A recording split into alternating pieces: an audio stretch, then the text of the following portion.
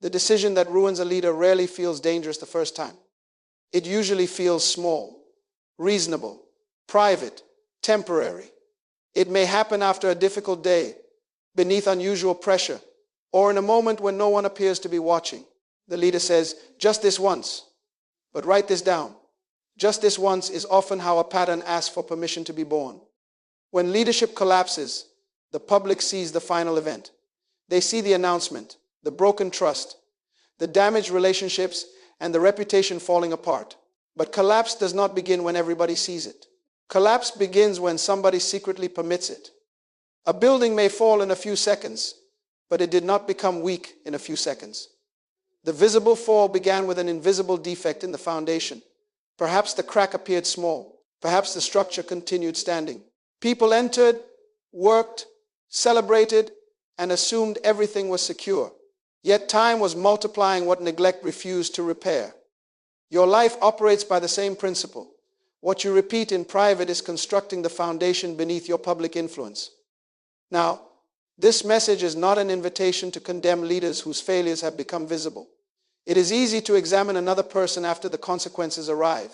The more important question is, what process is operating in you before anyone else can see it? What have you excused because it seemed insignificant? What have you called temporary, even though you have repeated it? What standard have you adjusted because obedience became inconvenient? Do not examine only what you have done. Examine what you have permitted yourself to do again. A failure can be corrected, but a permission defended will demand repetition. Leadership collapse is not merely a scandal to observe. It is a process to interrupt. And if we are going to interrupt it, we must first understand the two forces at the center of it: leadership and character. Leadership is not a title. A title may give you authority over a task, but leadership gives you responsibility for consequences. The moment your decisions affect another person's trust, resources, direction, safety, or future, you are leading. That means leadership is not reserved for presidents, pastors, executives, or public figures. A parent leads, a teacher leads, a business owner leads, a friend can lead. Influence is leadership in motion, and influence always creates responsibility. Now write this down. Character is the agreement between what you say you believe and what you repeatedly do. Character is not the statement on your wall. It is the standard operating in your life. It is not merely how you behave when people are watching. It is who governs you when there is no audience, no applause, and no immediate reward for doing what is right. This is why reputation and character are not the same. Reputation is the picture of you carried in other people's minds. Character is the person your private patterns are constructing. Reputation may open a door, but character determines what happens after you enter it. And if the person behind the image is weak, eventually the image becomes too heavy to carry. Now we must define compromise. Compromise occurs when you violate a standard you know should govern you. But permission is even more dangerous. Permission is the internal authorization that makes the next violation easier. A mistake says, I did what was wrong. Permission says, under these conditions, I may do it again. Do you see the difference? The mistake concerns an action. The permission changes the government of the person. Here is the principle. A mistake becomes most dangerous when it is converted into a license. Remember this chain. An exception becomes permission. Permission becomes a pattern. A pattern becomes identity. And identity eventually produces consequences. What begins as a private allowance can end as a public destiny. So do not ask only, did I fail? Ask, what did my response to that failure authorize? Because the smallest and most underestimated link in this entire chain is the first exception. Imagine a leader preparing an expense report after a demanding trip. One charge is personal. It is not large. No one is likely to question it. The leader pauses, knows the standard, and submits it anyway. After all, the mind says, look at everything I sacrificed for this organization. The amount may be small, but the transaction inside the person is enormous. The first exception does two things. First, it crosses a boundary. Second, it teaches the mind that the boundary is negotiable. The expense is not the greatest danger. The new precedent is. Once principle has been negotiated successfully, appetite remembers the negotiation. Write this down. Every exception teaches you who is in charge.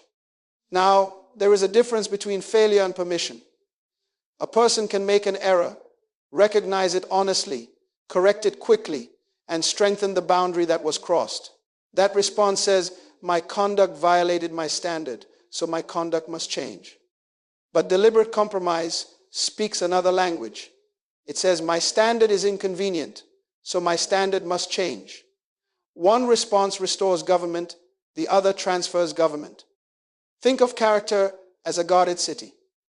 The first compromise may carry very little through the gate, but it leaves the gate unlocked. What enters next may be larger, bolder, and more demanding. The danger is not only what passed through. The danger is that access has been established. Listen carefully to the language that unlocks the gate. I deserve this.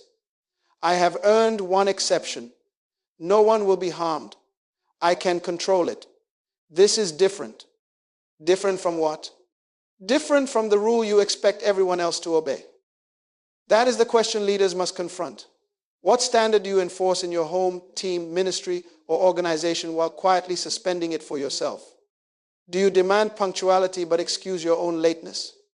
Do you require honesty but manage the truth when your image is at risk? Do you teach restraint while privately rewarding your appetite? Leadership does not exempt you from principle. Leadership increases your obligation to embody it. The first exception deserves immediate attention because it is never merely one act. It is a vote for who will govern the next decision. And once the boundary has been crossed, the mind rarely admits the wrong without resistance. It begins manufacturing reasons to make the exception appear right. Once principle is displaced, the mind opens a courtroom. Desire sits at the defendant's table. Conscience is called as the witness. The evidence is clear. But before judgment can be delivered, rationalization rises as the defense attorney and says, Your Honor, there were unusual circumstances. That attorney is very persuasive. Here's how the cycle works. Pressure creates discomfort. Discomfort demands relief. Relief asks for an exception. Then the mind invents an explanation respectable enough to protect the exception.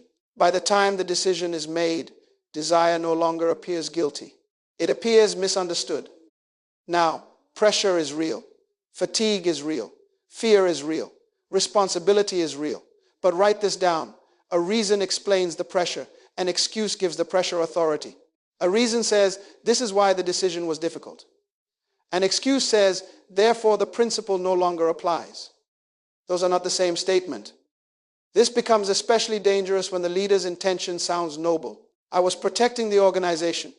I did not want to discourage the people. I needed to preserve peace. I was securing the result. I was helping the mission. But can I suggest something? A worthy objective cannot cleanse an unworthy method. You cannot protect trust with deception. You cannot build unity by hiding truth.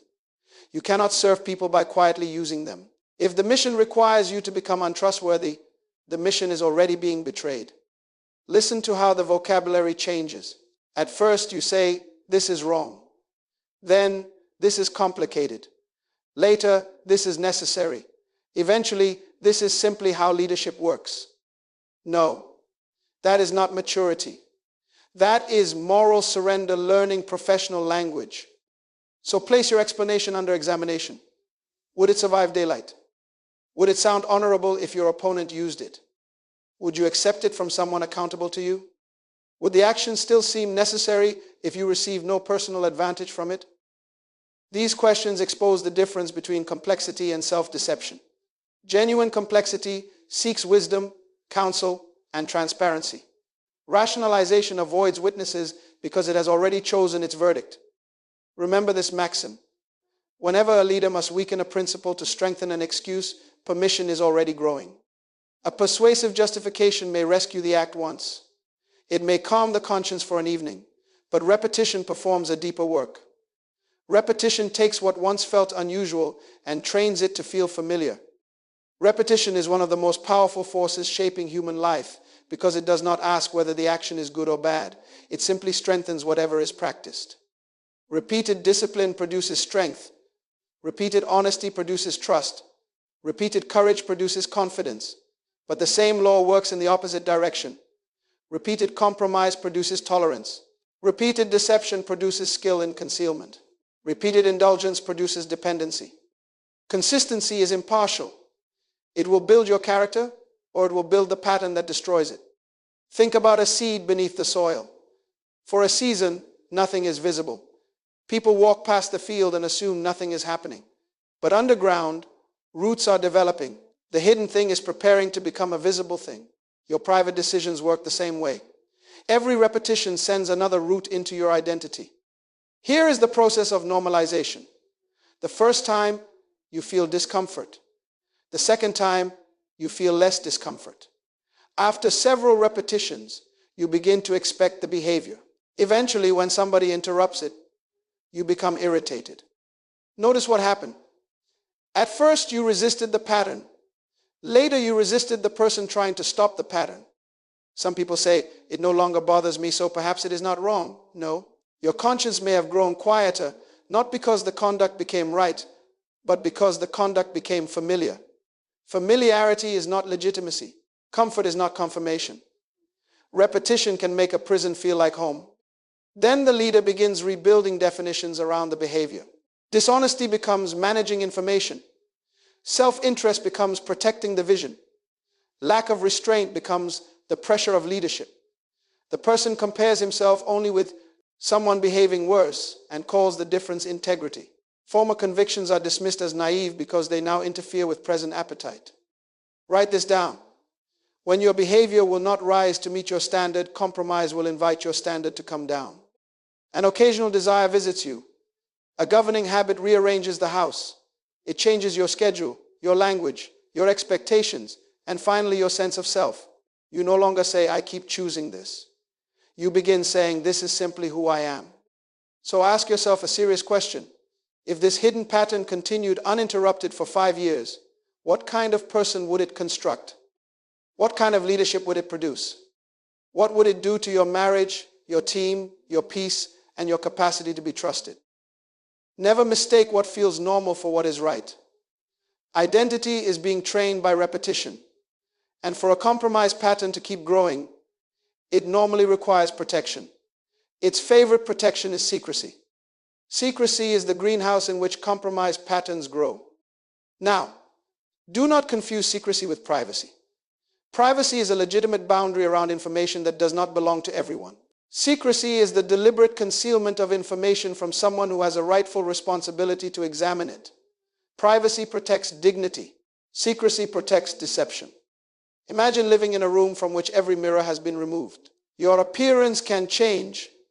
Your clothing can become disordered.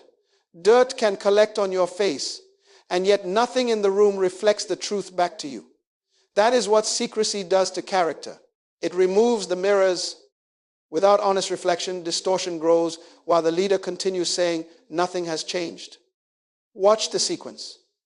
First comes omission. You simply leave out one detail. Then comes selective disclosure. You reveal enough truth to appear open, but not enough truth to be understood. Next comes impression management. You control who knows what, when they know it, and how they interpret it. Then come defensive explanations. Finally, one person is living two lives, one designed for inspection and another protected from it. Write this down. A statement can be technically accurate and morally dishonest. If truthful fragments are arranged to create a false picture, that is not integrity. That is deception wearing a tie. Secrecy also reorganizes relationships. People who once felt safe begin to feel dangerous because they ask honest questions. Concern feels like intrusion. Correction feels like betrayal. Accountability is renamed disrespect. Imagine a leader who gradually controls every record, every sensitive conversation, every line of access, and every explanation. Perhaps everyone is told this is for efficiency, but the real purpose is protection, not protection of the mission, protection of the pattern. Information is restricted, so correction cannot arrive. At that point, leadership has stopped using authority to serve responsibility. It is using authority to escape responsibility. So here is the question. Who is allowed to ask you an uncomfortable question and receive a complete answer? Not a polished answer, not an angry answer, not a carefully edited answer, a complete answer. And what happens to the person who asks? Are they welcomed, ignored, intimidated, punished, or removed? You are not accountable merely because someone can question you. You are accountable when truth can reach you without retaliation. Secrecy does more than hide evidence. It dismantles the relationships capable of preventing collapse. And when a leader must protect a pattern from truth, the pattern is no longer serving the leader. The leader has begun serving the pattern. Dependency begins when an exception stops being something you occasionally choose and becomes something you increasingly need. It may be a behavior. It may be access to money, attention, approval, pleasure, power, or a relationship. It may even be a deception that must remain in place so life can continue appearing normal. Whatever its form, dependency means the pattern has become necessary to the system you have built. Listen to the progression. First, I chose this. Then, I need this. Finally, do not question this. That is a transfer of government. At first, the leader controls the behavior. Eventually, the behavior begins controlling the leader's calendar, spending, relationships, and explanations. Meetings are arranged around it. Records are adjusted for it. Certain people are kept close because they enable it. Others are pushed away because they threaten it. More and more energy is required not to advance the mission, but to preserve the exception. And when identity joins the dependency, correction becomes extremely difficult. A question about conduct is interpreted as an attack on the person. Concern is called disloyalty. Accountability is called obstruction. Anyone who challenges the pattern is accused of opposing the vision. But true leadership does not require immunity from examination. Write this down. Freedom is not the ability to do whatever you desire. Freedom is retaining the power to do what principle requires, even when appetite demands something else. If you cannot say no, you are not governing the desire. The desire is governing you. Imagine picking up a small bag. At first, you carry it easily, but every compromise adds weight. Every deception adds weight. Every person manipulated to protect it adds weight. Soon the burden shapes how you walk. Then it determines where you can go. What began as something you carried has begun carrying you toward a destination you never chose. So ask yourself, what must remain hidden for you to feel secure? What must remain available? What subject must remain unquestioned? What person must never compare your public explanation with the private facts? Your answer may reveal where an exception has become a ruler. Long before the public sees a crisis, this internal government is already producing liabilities. The cost is accumulating quietly, decision after decision. That hidden liability has a name: character debt. Character debt is the future cost created by present choices that preserve appearance while weakening integrity. Like financial debt, it allows you to enjoy something now while sending the bill into tomorrow. The applause continues. The results may improve. The title remains secure. But beneath the success, liability is accumulating. Write these warning signs down. First, changing standards. A conviction that was once clear suddenly requires endless qualifications whenever your comfort, ambition, or appetite is involved. You still believe in the rule, just not when the rule becomes expensive for you. Second, selective honesty. You speak words that are technically true while withholding the facts another person needs to understand the truth. Integrity does not merely avoid false sentences. Integrity refuses to manufacture false conclusions. Third, concealed repetition. There is a great difference between confessing a failure and minimizing a pattern. If you report the act but hide its frequency, cost, context, or history, you are not exposing the problem. You are editing it. Fourth, resentment toward accountability. Ordinary questions produce unusual anger. Correction feels insulting. You begin believing that your responsibility, experience, or success should exempt you from scrutiny. But authority without examination does not produce freedom. It produces danger. Fifth, image management.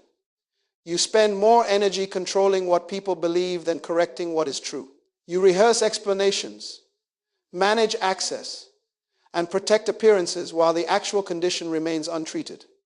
Sixth, divided identity. Compare three people: the person presented to the public, the person experienced by those closest to you, and the person revealed when you are completely alone. How far apart are they? Character debt grows in the distance between those versions. Seventh, compensating performance. You attempt to offset private disorder with public productivity. You become more generous, more impressive, more spiritual in your language, or more valuable to the organization, as though achievement could pay a moral bill. It cannot. Success does not cancel secrecy. Now conduct the audit. Take a page and write 4 things: the permission you have granted, the justification protecting it, the person prevented from knowing the full truth, and the future cost if the pattern continues. Do not rush this. Do not write what sounds respectable. Write what is real. Perhaps the exercise makes you uncomfortable. Good. Discomfort is not always evidence that hope is disappearing. Sometimes it is evidence that self-government is returning. You can confront what you are finally willing to name. The purpose of an audit is not humiliation. It is early detection. What is exposed voluntarily can be addressed deliberately. What is protected indefinitely will eventually demand payment.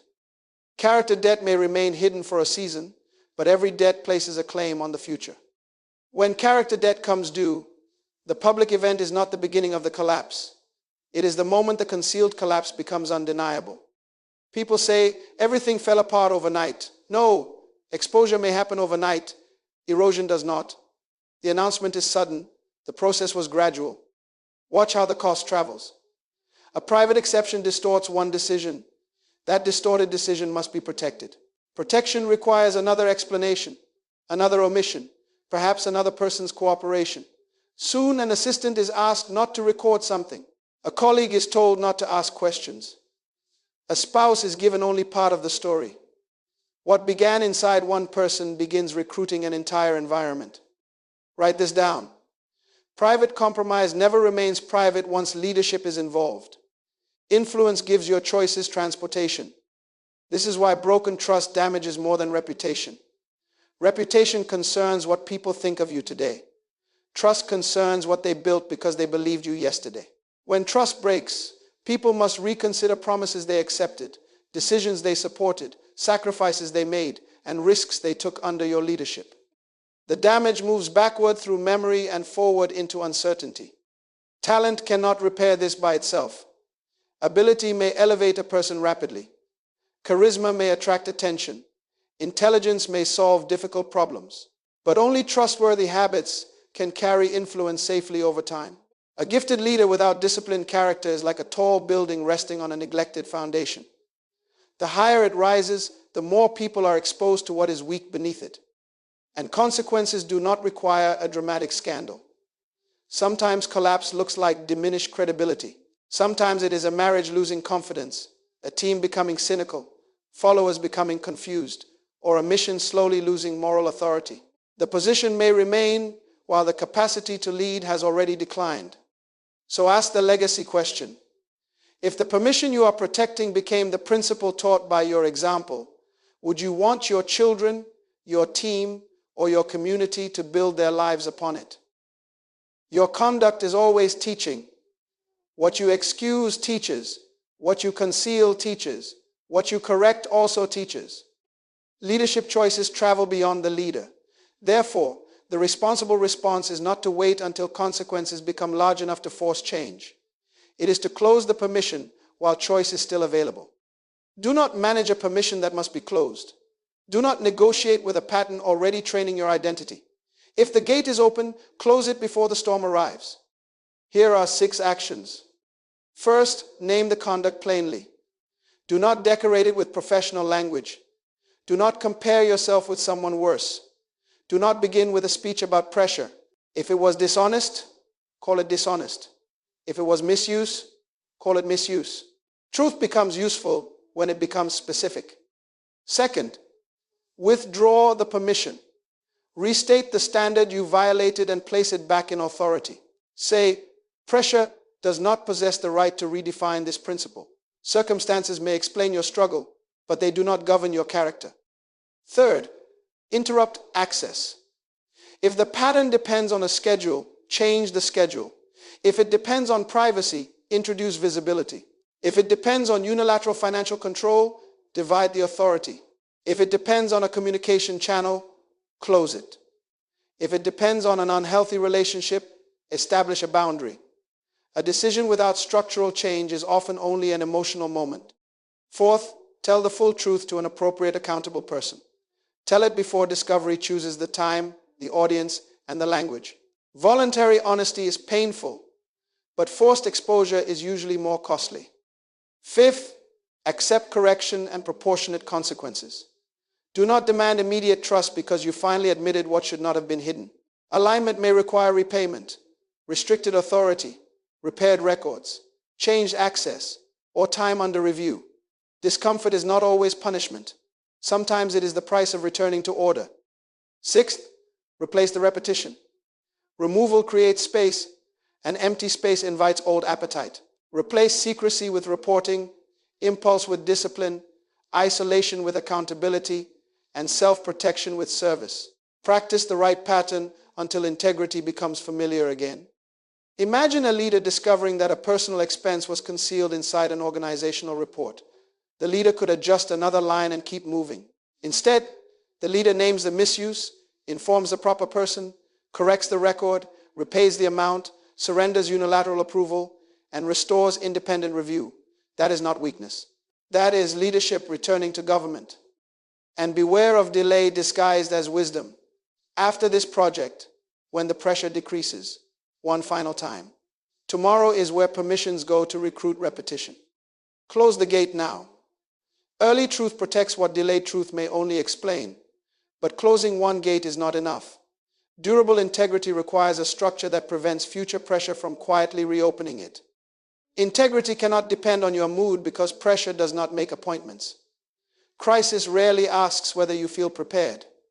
It reveals what your routines prepared before it arrived. When pressure comes, it should meet an existing standard, not an improvised moral debate. If you wait until temptation appears to decide what you believe, appetite will participate in the decision. So establish boundaries in advance. Decide how you will handle truth when honesty is costly. Decide how money will be approved and reviewed. Decide what boundaries will govern intimacy, confidential information, conflicts of interest, and the use of power. Your standards must fit your responsibilities, but they must exist before convenience begins negotiating. Write this down. Authority must be paired with visibility. The greater your discretion, the clearer your documentation, review, and shared oversight should become. If one person can authorize, conceal, and explain the same decision without examination, the system is inviting weakness. Accountability also requires three things: access, courage, and permission. The accountable person must have enough access to recognize patterns, enough courage to confront them, and clear permission to speak without retaliation. Someone who knows only the image cannot challenge the reality.